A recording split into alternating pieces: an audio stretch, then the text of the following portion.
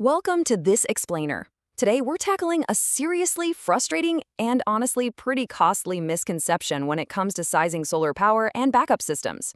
If you've ever stared at a backup battery or a solar inverter and felt completely lost by the random numbers slapped on the box, well, you are in the exact right place. So let's just dive right into the exact question that trips up, well, countless people when they're shopping for equipment. You're at the store or browsing online, and you see one box that says 5000W. Then you spot another that says 5kVA. Are they the same thing? Can you just swap one out for the other? We're going to unpack the actual science and math behind this today, so you never, ever make this sizing mistake again. Here's our quick roadmap for today. We'll start with the common sizing mistake, define watts versus kVA, look at the power factor bridge, compare old and modern tech, and finally, look beyond the basic numbers of system design. Starting with Section 1, the common sizing mistake. The crucial point we've got to address right out of the gate is this massive assumption folks make when they first start shopping around. The number one mistake out there is just believing these two metrics, watts and kVA, are completely interchangeable. It's so easy to assume a 5 in one column perfectly matches a 5 in the other, right?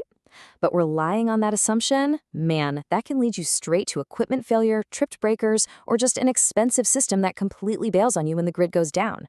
They are related, for sure, but they are absolutely not identical units of measurement. Moving to Section 2, watts versus kVA. To really solve this puzzle, we first need to isolate our two main metrics and define what they actually measure in the real world. When we talk about watts, we're talking about actual power. It's the physical, real-time energy your everyday household devices are eating up to do their jobs. When you fire up a 100-watt TV to watch a game, run a 75-watt fan, or flip on a 1500-watt electric kettle for your morning coffee, that is the actual power being drawn.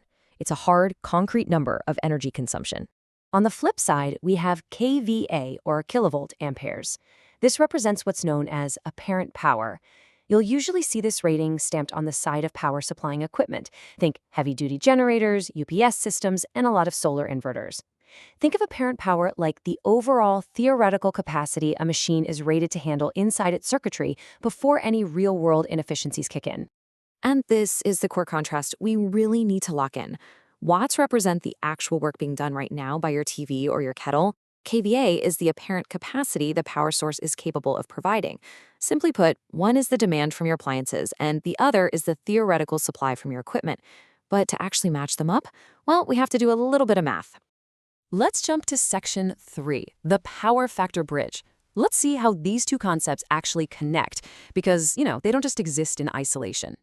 The main culprit behind all this sizing confusion is a sneaky little concept called the power factor. The power factor serves as this vital mathematical bridge to convert between kilowatts, that actual power, and kVA, the apparent power. Without knowing the power factor of your specific machine, you basically have an incomplete equation. It's the secret multiplier that dictates just how efficiently that apparent power is converted into actual usable power. So if you want to know the real numbers, you've got to use these formulas. To find your actual kilowatts, you just multiply your kVA by the power factor, and conversely, to find the kVA you need to run a specific kilowatt load, you divide those kilowatts by the power factor. Pretty straightforward math, right?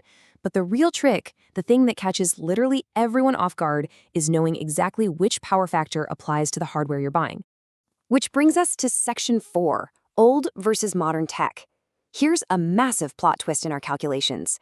The math completely changes depending on the era of the technology you're looking at.